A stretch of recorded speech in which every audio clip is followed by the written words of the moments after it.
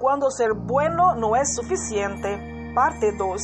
Jesús y la verdad sobre la libertad. Capítulo 6. Volver a lo básico, comenzar correctamente. Porque así como por la desobediencia de uno solo muchos fueron hechos pecadores, también por la obediencia de uno solo muchos serán hechos justos.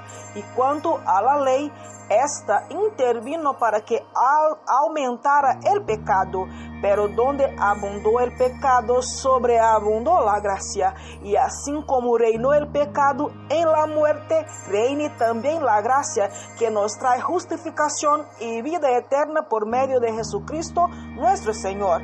Romanos capítulo 5, versículo 19 al 21. Cuando un equipo de fútbol comienza a perder alrededor de 100 números de juegos, sus jugadores vuelven a practicar los fundamentos del juego. Si eso no son correctos, el equipo ciertamente no podrá ganar el juego. He dado clases de natación y buceo durante muchos años y todavía recuerdo a un joven llamado Bill. Este quería ser como los grandes campeones, sin entrenar los fundamentos día tras día. Traté de hacerlo entender que para nadar correctamente tenía que mantener la cabeza en la posición correcta. Si su cabeza entraba al agua correctamente, entonces el resto del cuerpo estaría correcto, al menos mejor que antes. Bill se zambulló e encontró su barriga en el agua antes que el resto de su cuerpo y luego salía del lago preguntando ansiosamente: «Señor Brown, mis pies estaban juntos». Bill, no importa la posición de sus pies, lo importante es que su cabeza esté colocada correctamente. Hacer esto, todo saldrá bien. En la próxima inmersión se pondría en el borde de la piscina y se concentraría, bucearía y luego una vez más confundiría todo. «Señor Brown, mis manos están juntas». Billy respondió frustrado: «Te pondré una correa y te tiraré de tu cabeza hacia abajo. Por 100ª vez, si tu cabeza está colocada correctamente, entonces todo tu cuerpo estará bien. Si tu cabeza no está en la posición correcta, nada funcionará». Esto sucede con la fe cristiana. Si tenemos los fundamentos correctos, las posibilidades de hacerlo bien son geniales. Entonces, hablemos del fundamento, ¿sí? Dando algunas definiciones. En primer lugar, definamos algunos términos.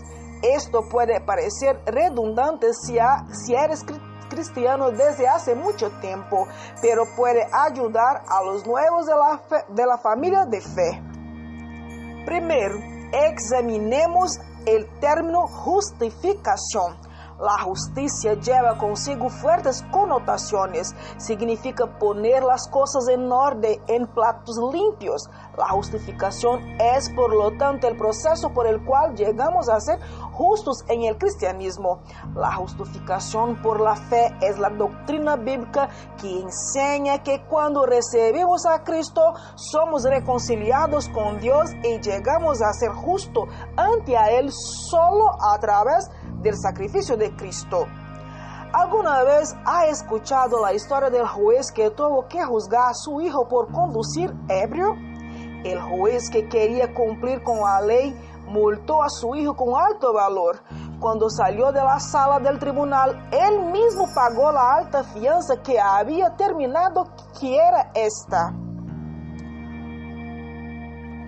«Lo que nuestro Dios y Padre hizo por nosotros es la misma cosa. Dios pagó nuestra fianza, cuyo valor nunca podríamos pagar, enviando a su Hijo a redimir nuestra culpa en la cruz». El segundo término con el que trabajaremos es santificación. La santificación proviene de una palabra que significa llegar a ser santo o ser apartado para un propósito especial desde el punto de vista cristiano. Significa el proceso por el cual un cristiano es apartado ante Dios para llegar a ser más y más como Cristo. Cuando ustedes se tornan cristianos, fue apartado como propiedad exclusiva de Dios. Pedro declara, pero ustedes son descendencia escogida, sacerdocio regio, nación santa, pueblo que pertenece a Dios, para que proclamen la obra maravillosa de aquel que los llamó de las tinieblas a su luz admirable. 1 Pedro capítulo 2, versículo 9. Eres santificado por el simple hecho de haberte hecho cristiano, pero necesita crecer en santidad y santificación. Llegar a ser como Cristo es un proceso que Juan Wesley definió como caminar hacia la perfección. El tercer término es gracia. Alguien dijo que la gracia no es una rubia de ojos azules. La gracia es el don de Dios en nombre del creyente.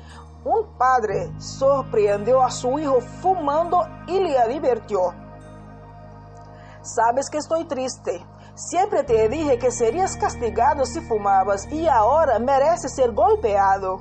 Así que el padre tomó su cinturón y comenzó a golpear a su hijo. Después del primer golpe, él lo envió a su habitación. Poco después subió las escaleras hasta la habitación de su hijo y le preguntó: ¿te gustaría salir a tomar un helado? Mientras estaban sentados en la heladería, el padre habló: ¿sabes cuando me atraparon fumando te merecías 3 sentadas, sí? Sí, señor. ¿Te diste cuenta de que golpeé solo una vez? Sí, señor. Hijo, eso es misericordia y quiero que recuerdes que la lección es disfrutar del helado. Sí, señor. Hijo, el helado es la gracia. Recuerda eso también. Las buenas nuevas. Seguiremos hablando de los fundamentos. En el capítulo anterior hemos visto que la verdadera fe cristiana camina muy cerca de la herejía. Permítame citar el comentario de D.M. Lloyd Jones sobre Romanos capítulo 6, versículo 1, donde Pablo dijo: por tanto, no tiene excusa tú, quien quiera que sea, cuando juzga a los demás, pues al juzgar a otros te condenas a ti mismo, ya que practicas las mismas cosas. Hay un peligro en la doctrina de la justificación, peligro de la fe sea mal interpretada. Cuando las personas se dan cuenta de esta doctrina, la gente podrá decidir: hay un hombre que no nos anima a tener una vida justa. Parece decir que no hay valor en nuestras obras. Él dijo que nuestra justicia es como harapos. Sin embargo, lo que está diciendo es que no importa lo que nosotros hagamos, podemos pecar. Todo lo que queremos es notar cuán peligroso puede llegar a ser un mensaje de justificación por la fe, al igual que el mensaje de que la salvación viene completamente por gracia. Sin embargo, si nuestra predicación no nos expone a este tipo de acusación y a este malentendido, es porque en realidad no estamos predicando el Evangelio. Nunca ha habido este tipo de acusación contra la Iglesia de Roma, pero en contra de Martín Lutero y su predicación. La Iglesia romana dijo que Martín Lutero había cambiado la doctrina para justificar su matrimonio. No solamente su matrimonio, pero también sus lujurias y otras cosas más. Este hombre, dijeron, es antinomianista y eso es herejía. Esta es la verdadera acusación que se lanza. También fue echado sobre George Whitefield 200 años atrás. Esta es la acusación que el cristianismo formal, si es que existe, ha hecho sobre el mensaje incisivo de que Dios justifica a los incrédulos y que somos salvos no por lo que hacemos, sino a pesar de ello, porque completo y solo por la gracia de Dios a través de nuestro Señor y Salvador Jesucristo. Esto es lo que pienso, creyendo que es de gran importancia para los predicadores si sus sermones sobre la salvación no han sido mal interpretados con respecto a esta doctrina. Entonces será mejor para ustedes examinarlos para que haya seguridad de que el verdadero mensaje de salvación que se ofrece en el Nuevo Testamento al incrédulo, al pecador y a los enemigos de Dios está siendo predicada cuando esta doctrina de salvación es verdaderamente presentado. Siempre correrá el riesgo de ser mal interpretado. Cuando hablamos de los fundamentos de la fe cristiana, hablamos de algo peligroso. Las verdaderas buenas nuevas es la venida de Cristo al mundo. Permítanme contarles una historia. Había una vez un rey que estaba muy complacido con su función. Le gustaba sentarse en el trono para tomar decisiones, le gustaba vivir en el castillo, visitar pueblos, ciudadanos del reino, conocer a sus súbditos. Le gustaba la autoridad y el poder porque podía usar todo esto para el beneficio de su pueblo. Él amaba a su pueblo como rey por ser benevolente y sabio. La gente sabía que podía confiar en el rey por su sabiduría. Su reino era próspero y vivía en paz. Cuando nació el príncipe heredero, hubo una gran celebración. Todos estaban seguros de que el rey también sería un buen padre y que el heredero sería tan bueno y sabio como su padre. El rey amaba a su hijo más que a su propia vida. Pasaba tiempo con él todas las tardes después de su trabajo. Jugaba y caminaba con el príncipe por los jardines del palacio. Solo la idea de encontrarse con su hijo lo hacía sonreír y trabajar mejor. Pero un día el príncipe se perdió. Este fue el día más trágico de la vida del rey. El príncipe amaba a su padre tanto como lo amaba a él y no tenía intención de huir. Ese día su padre estaba muy ocupado y le tomó un tiempo venir a su encuentro, y el príncipe luego fue solo al jardín. Se estaba alejando del castillo, entrando en el bosque hasta que se perdió por completo. Al príncipe mantuvo la calma, seguro de que su padre lo encontraría. A medida que pasaba el tiempo, comenzó a entrar en pánico. Comenzó a correr en el bosque rasgándose la ropa y ensuciándose con barro. De vez en cuando entró en un pueblo, pero parecía más un mendigo que un príncipe cuando dijo: «Señor, soy el hijo del rey, ¿puedes ayudarme a llegar a la casa?» El hombre se rió y dijo: «Claro, chico, y yo soy tu esposa». «Pero no entiendes», continuó el niño, «me perdí y no puedo encontrar a mi padre». La mayoría de la gente simplemente ignoró al niño y se burló de él. Pronto el niño comenzó a pedir limosna para poder comprar algo de comida y no morir de hambre. Mientras tanto, en el castillo, el rey pasó la noche sin dormir y por la mañana sospechó que su hijo había sido secuestrado y luego temió no volver a verlo nunca más. El rey reunió su ejército, ofreció una gran recompensa por su hijo, pero incluso entonces el príncipe no fue encontrado. Las horas se convirtieron en días, los días en semanas, las semanas en meses, los meses en años. El niño creció y se convirtió en un joven muy fuerte. Al principio seguía pensando que era hijo del rey, pero con tanta gente riendo y diciendo lo contrario, terminó pensando que todo era solo un sueño. Con el paso de los años terminó olvidando su origen e incluso su sueño. El joven príncipe se involucró con más compañías, poseía rasgos de liderazgo que solo posee un príncipe, y luego se convirtió en un líder entre los bandidos, convirtiéndose en uno de los criminales más buscados del reino. un día fue hecho prisionero y el rey descubrió que era su hijo. Al principio no podía creerlo, pero todo lo llevó a creer que esa era la verdad, por lo que se encontró cara a cara con un gran dilema.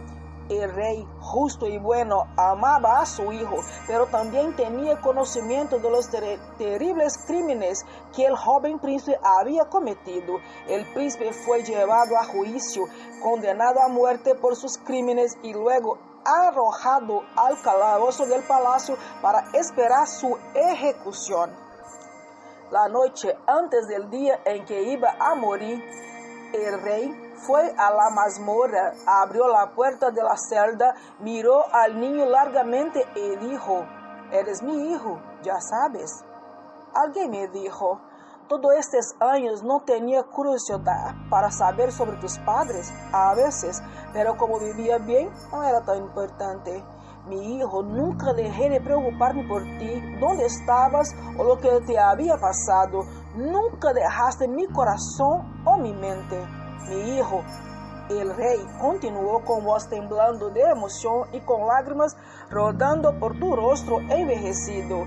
«Te amé tanto, pero te perdiste. Hice todo lo que estaba en mi poder. Envié a mis soldados, ofrecí una gran recompensa. Nunca dejé de buscarte. Ahora hemos llegado a este punto y mañana debes morir. Pero, hijo, decidí que lo dejaría libre». Y con estas palabras el viejo rey se levantó de la celda de su hijo, metiéndose en el frío por la noche. El joven fue a la puerta de la celda y testificó. «¡Ey, mira!», pensó para sí mismo, que el viejo dejó la puerta abierta. El príncipe tomó su abrigo y, arrojándose sobre sus hombros con una sonrisa cínica, habló en voz alta: «Aquel viejo tonto piensa que porque me liberó, volveré al castillo para ser suyo lacayo. Está más loco de lo que pensaba». Y con esas palabras el joven desapareció en la fría noche. 2 semanas después, el joven príncipe descubrió el precio de su libertad. El día fijado para su ejecución, la ley se cumplió. Su propio padre tomó su lugar y murió para que pudiera ser libre. Esa fue una noticia sombría. Lo más probable es que quiera hacer algunas preguntas al respecto. ¿Qué hizo el hijo? ¿Regresó al castillo y se convirtió en rey? ¿Aceptó su herencia? ¿Le dio la debida importancia al precio que tu padre pagó por tu libertad? ¿O decidió guardar la ley?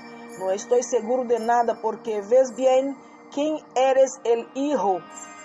Soy yo y es usted.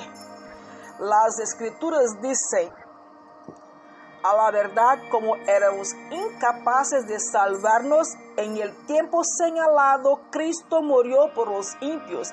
Difícilmente habrá quien muera por un justo, aunque tal vez haya quien se atreva a morir por una persona buena. Pero Dios demuestra su amor por nosotros en esto, en que cuando todavía éramos pecadores, Cristo murió por nosotros». Romanos capítulo 5, versículos 6 a 8.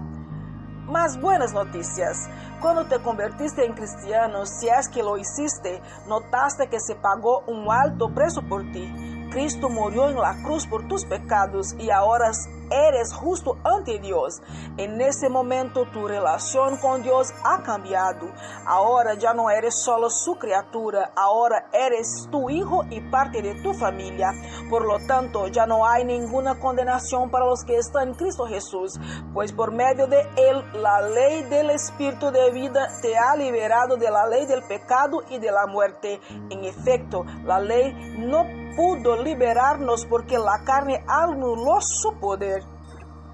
Por eso Dios envió a su propio Hijo en una condición semejante a la de los pecadores, para que se ofreciera en sacrificio por el pecado. Así condenó Dios al pecado en la carne, a fin de que la justa demanda de la ley se cumpliera en nosotros, que no vivimos según la carne, sino según el Espíritu. Romanos capítulo 8, versículo 1 al 4.